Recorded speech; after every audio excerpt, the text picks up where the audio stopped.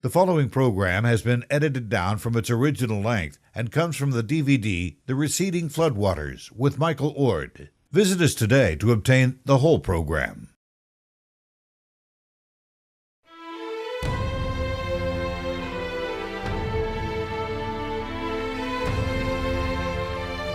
Many landforms that are common all over the earth cannot be explained by slow processes of erosion over millions of years. Some people think, well, hasn't the flood been disproved? Even though we have all this evidence for the flood, hasn't it been disproved? No way it has been disproved. It was just assumed wrong and was rejected for unscientific reasons. A lot of us are bringing back the flood into Earth history. And you know something? We are finding solutions to many mysteries out there in the rocks, of which this series shows you mysteries from the field of geomorphology.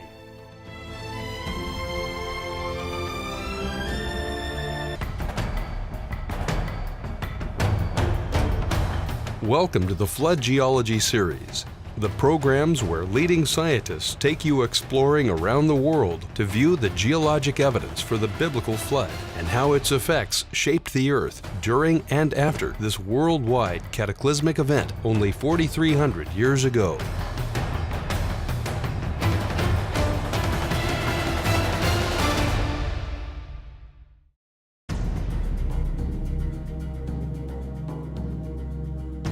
The surface of the earth presents a lot of mysteries. These are mysteries to uniformitarian evolutionary geology because they can't explain them by slow processes over millions of years. Some of these, we call them landforms. They might be a mountain range, it might be a valley, it might be a planation surface, it might be a pediment, it might be a submarine canyon. You include the bottom of the ocean in geomorphology, by the way, the surface shape of the bottom of the ocean. Many landforms that are common all over the earth cannot be explained by slow processes of erosion over millions of years. For instance, one of the most significant landforms all over the earth are planation surfaces. Some of these planation surfaces are very large, like most of Africa is either one or a couple of planation surfaces that cover 60% of the continent. That's why it's so flat on Africa. Like the Serengeti is flat. You see animals moving on it on a flat plain, that's Serengeti. But look at the sedimentary rocks and metamorphic rocks below there. They go up like this, which means before they were plain flat, they used to go up like this, and then something just sheared them off. We don't observe planation surfaces forming today, except on a very small scale when a river floods the edge of the river and cuts maybe some tilted rocks possibly, erodes that flat. Otherwise, the scale of these is so huge you don't see them forming over large scales. But if we wanted to use the river as an analogy, look at the scale of the one in Africa. We would need a river the size of Africa. Well, what does this mean? Well, we're talking about the Genesis flood and the sheet erosion planing the land. As Africa was coming up, the waters were running off. It's the same with the other continents, but there was a lot more tectonics on other continents, so you broke up these planation surfaces that were once much larger by tectonics and erosion. So now you just have erosional remnants of planation surfaces. They're smaller. Like the high plains is a series of 4 planation surfaces caused by erosion. You had one level up here that covered the high plains of Canada, Alberta, and Montana, parts of North Dakota and Wyoming. It spread the resistant quartzites on these, and then most of it got eroded to where you have small remnants here and there. Like the Cypress Hills is the biggest remnant. It's about 1,000 square miles, capped by 75 feet of rounded cobbles that come from 400 miles away. And also, speaking of those cobbles, that's another big mystery in uniformitarian geology because they've been transported way too far for normal rivers. And in fact, in the high plains of Montana and Alberta and Saskatchewan, and even Manitoba, and even North Dakota, from the direction of the currents we can determine from the rocks and also the sand interbeds, they came from the southwest, which the closest location of quartzite in the southwest is in central Idaho, and that's across the Continental Divide. So if we had normal rivers depositing this, they'd have to come over the divide and get spread way out there. In fact, the furthest spread of these quartzites is 800 miles. And this is not an unusual pattern for the Northwest states and adjacent Canada. You see this pattern around other mountain ranges of the world. These are mysteries of how could this happen under millions of years of time. Also, pediments aren't being formed today. Submarine canyons aren't being formed. They're being modified. They're being deepened a little bit or filled a little bit, but that's all we observe. Water gaps and wind gaps aren't forming today except on a teeny scale, very small scale, but some of these water gaps are really deep. There can be a mile deep or 2 miles. Some coming through the Himalaya mountains up to 4 miles deep. In the Zagros Mountains are up to 8,000 feet deep. So these things are huge gorges cut through mountains. These are not forming today, and so they're huge mysteries trying to account for them. How does a river go uphill and cut that water gap? Well, they have a lot of ideas. There's usually evidence against these ideas out in the field. Well, the evidence shows that the flood can readily explain these features of geomorphology. Some people think, well, hasn't the flood been disproved? Even though we have all this evidence for the flood, hasn't it been disproved? No way it has been disproved. It was just assumed wrong and was rejected for unscientific reasons. And started back in the Enlightenment. Enlightenment started in the 1700s when intellectuals and scholars and educated laymen, they thought they can explain everything without the Bible. So they rejected the Bible, especially Genesis, creation and the flood, the Tower of Babel incident for the origin of the languages, and the short time scale of Scripture. They rejected all that. And therefore they had to explain all of earth science by processes going on today, present processes or uniform processes they called it. That's why the idea became called uniformitarianism. Uniformitarianism was developed by James Hutton, and also Charles Lyell embellished on it and actually made it more popular starting in 1830 and finishing in 1833 in 3 volumes of the Principles of Geology. Was this a conclusion of science at the time? No, they had a lot of crazy ideas of geology at the time, thinking the sedimentary rocks were the results of heat action. They knew hardly anything about geology, but they arbitrarily rejected the Scripture, the flood, which has a lot to say about geology. The Bible is a history book. It goes into what happened in the past. And by the way, no scientist was there to observe this. So it's based on interpretation. So the interpretation became the Enlightenment interpretation, uniformitarianism, an arbitrary assumption that continues to this day. And the rejection of the flood was not because of science, it was because of personal rejection, arbitrary decisions, subjective decisions they made starting with the age of the Enlightenment. So a lot of us are bringing back the flood into Earth history. And you know something? We are finding solutions to many mysteries out there in the rocks, of which this series shows you mysteries from the field of geomorphology.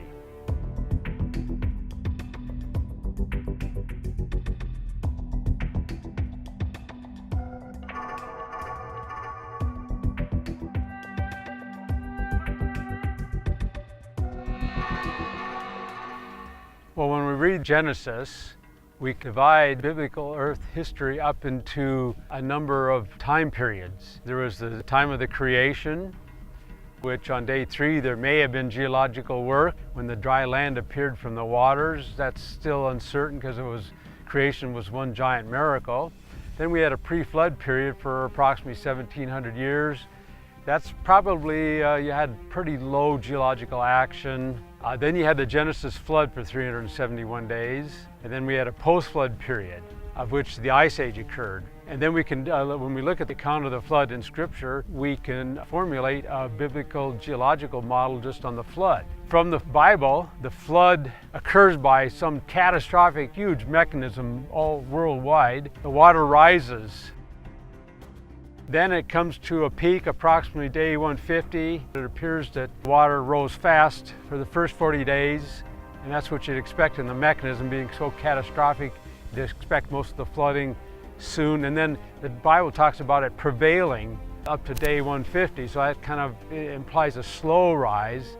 And then the arc rounds on the mountains of Ararat, and that would indicate that's probably near the peak of the flood.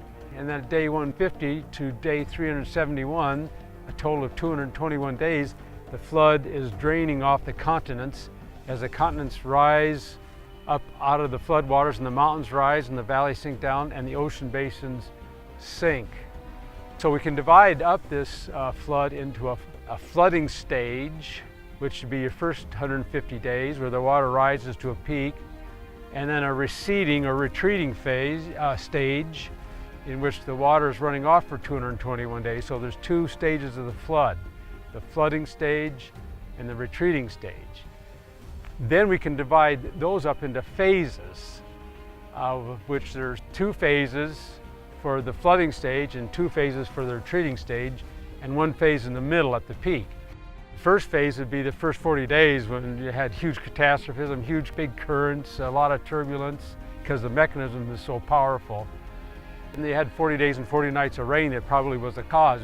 40 days is probably telling us that it was waning, the mechanisms were slowing down, so all the turbulence was waning, and so from day 40 to day 150 would be a second phase, and then around day 150 at the peak would be another phase, and then during the retreating stage of the flood, water's covering the earth at day 150, the whole earth. The water's starting to recede. When it's doing that, the water's moving across the earth in wide currents, but as more mountains are exposed, either they rose up or the water's decreased, and plateaus were exposed also. The water's forced to channelize around these. Then we switch from more of a sheet flow to more of a narrow current, and we'll call this the channelized flow phase. Now each of these 2 phases during the retreating stage of the flood erode the continents in a different style. Sheet flow generally will erode huge areas and cause planation surfaces and transport resistant rocks from that erosion process long distances. During a more channelized phase, different features are formed, and these features are superimposed on the features already produced during the sheet flow phase. And these would be canyons, valleys. After you've already eroded a lot of material, you form the canyons and valleys during the channelized flow phase. And when you're forming canyons and valleys, and in some valleys, the flow is going so fast you form planation surfaces along the edge called pediments.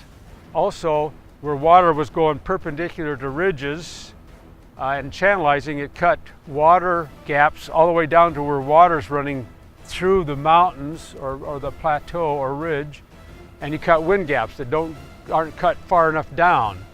And also, as the material eroded during the sheet flow phase in wide currents gets deposited along the continental margin. It's just taken clear off the continent, and it forms the thick sediments of the continental margin, of which the profile is called a continental shelf at the top, and then you have a drop off called the continental slope.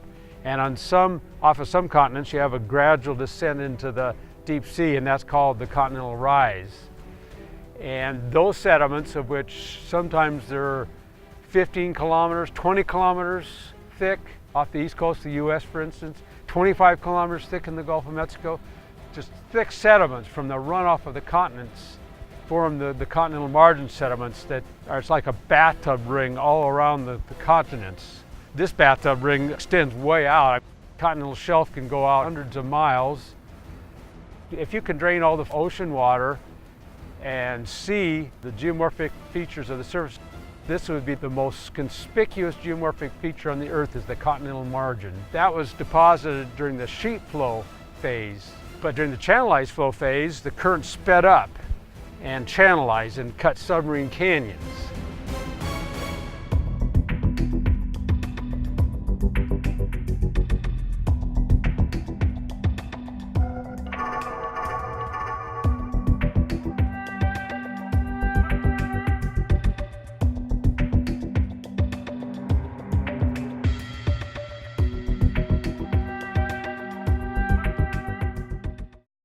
This program is brought to you by Awesome Science Media, an organization committed to producing high-quality, science-focused television content, all from a biblical worldview. Be sure to sign up for our email newsletter to find out about our new titles and get deals on our content. To learn more about who we are, visit our website and online store at awesomesciencemedia.com. You can now get access to all of our programming on our video-on-demand platform at awesomescitv.com with a low monthly subscription rate of $4.99. And for a limited time, the first 7 days are free, so you can check us out before you commit. Subscribe today and get access to every episode and documentary we have produced.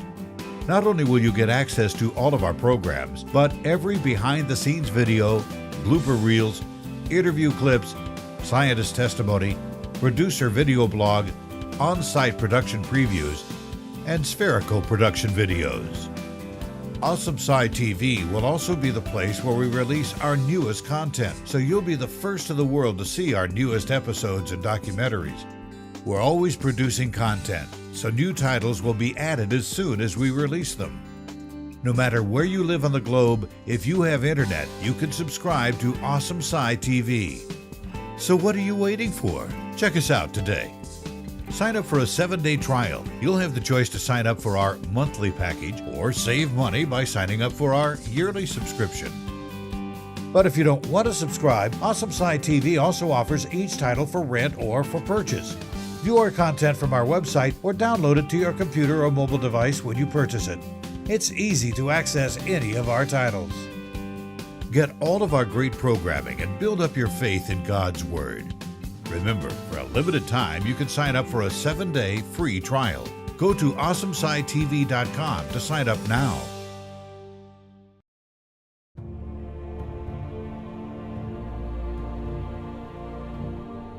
We're in the lower canyon of the Clark's Fork River Valley before it enters the Bighorn Basin. This is a great location to talk about tectonics. That's vertical changes in the crust of the earth during the recessional stage of the flood. Now behind me, you see the edge of the Beartooth Mountains. And actually it's a part of the Beartooth Mountains, that dark area there, sloping down with a flat surface. And on top of that are Paleozoic, mostly limestones piled on top of it. Well, as the Beartooth Mountains uplifted and this limestone area uplifted, it bent the rocks on top of it to a vertical angle and eroded this material that used to be on the Beartooth Mountains way up there, got washed off, and it moved east and piled up into a huge, what I call flood fan of limestone blocks and rocks cemented together. This fan probably had an angle like that to the Beartooths, and as the Beartooths continued to uplift, it became an angle like this, about 30 degrees dipping down towards the east. And then this area was eroded somehow, leaving erosional remnants of that flood fan out to the east about 2 miles.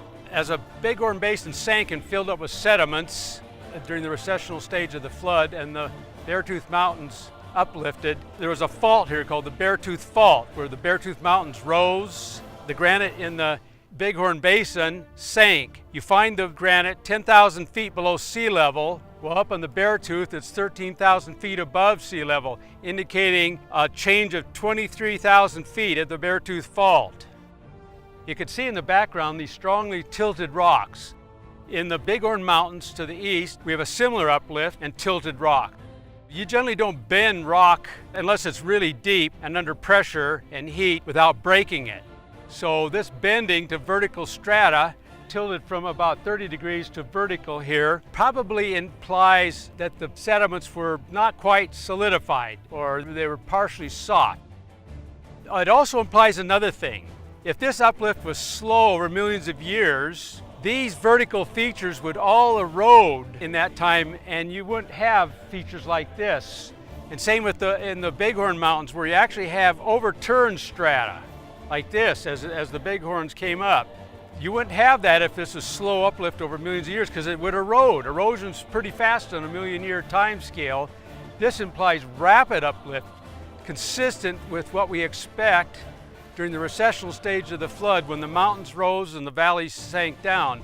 And this theme of the mountains rising, the valleys sank down, is a theme all over the earth, even on the ocean bottoms. Most of the ocean bottom consists of abyssal hills, which are faulted up hills and folded down next to it.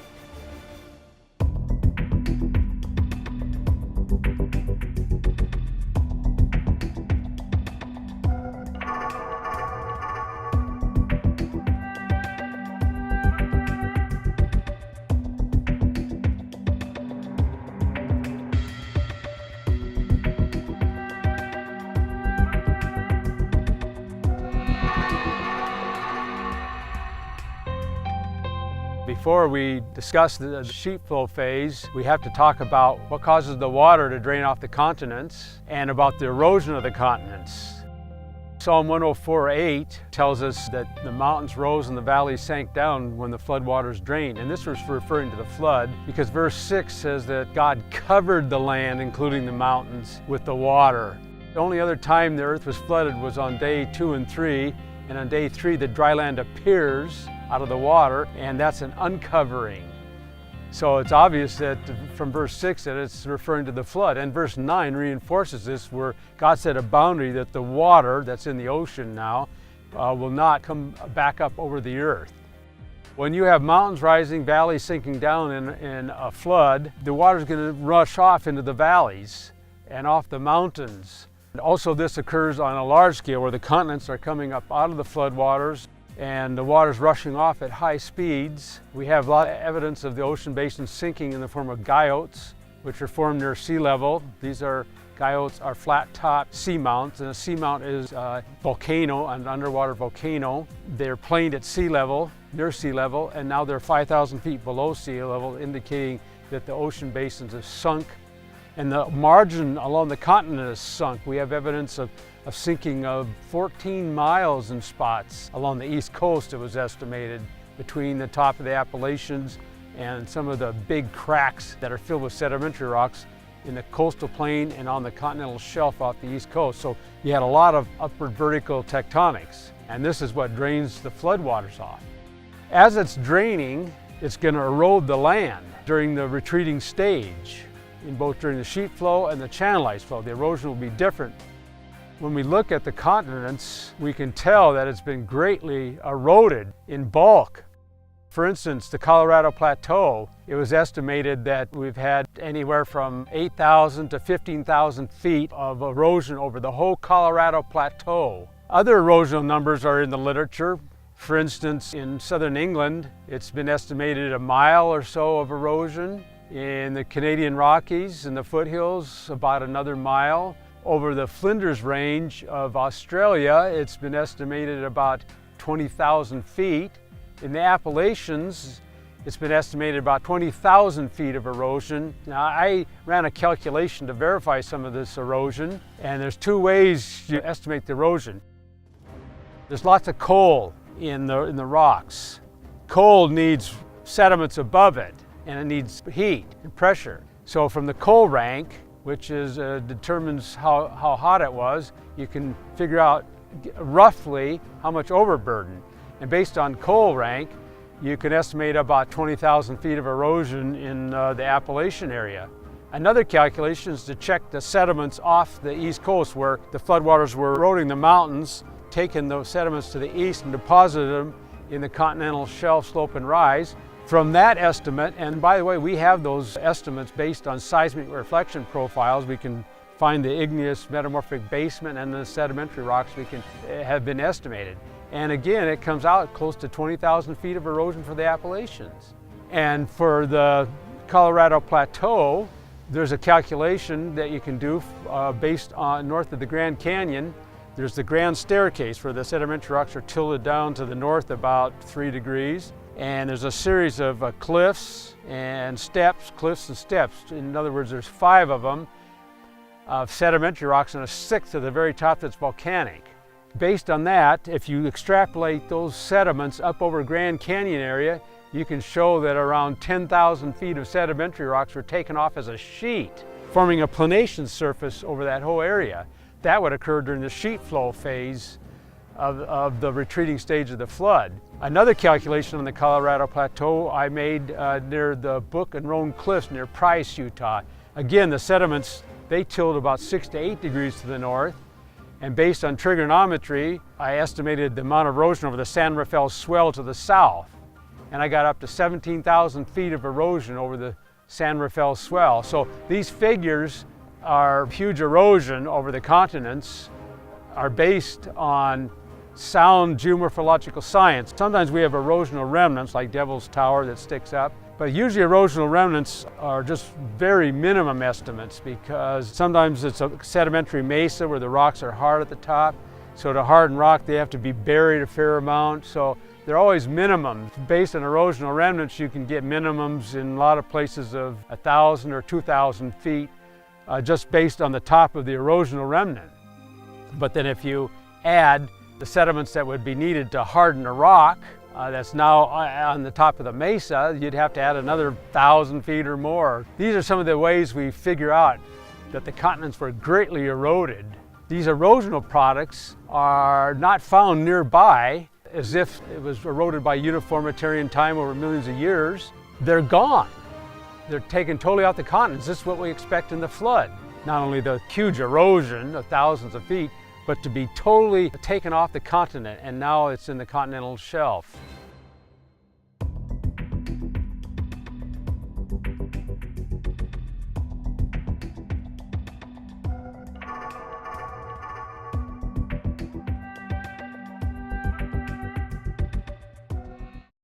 Hi, I'm Kyle Justice of Awesome Science Media. I'm glad you're watching our programs. I hope you've been ministered to. Some of you might feel called to give towards our ministry, to help us produce even more great programming. I'm going to show you how. We've tried to be creative in the way we partner with our viewers, so we've set up a special producer's website just for you. Similar to crowdfunding, we have partnered with Patreon, a site that helps support us as content creators on a monthly basis. By giving, you become a producer with us. As a thank you for your support, we have set up several rewards depending upon how much you'd like to give. From exclusive access to extra content, a first look at our new programs, behind-the-scenes specials, to special one-on-one monthly hangouts with our hosts and experts. We want to thank you in some big ways. So here's how it works. Go to our website at awesomesciencemedia.com and select the special Become a Producer icon at the top. You can watch the introduction video first. Then on the right, you'll see various giving levels and what rewards you'll receive. Pick one and the website will lead you through the sign-up process. Then more than once a month, you'll get email notifications when the rewards are available. You can even give as little as $1 a month. By becoming one of our producers, you'll be able to help us produce even more great programming every month. We'll reach the world with the message of our great Creator. Thank you for your help and support. We look forward to partnering with you.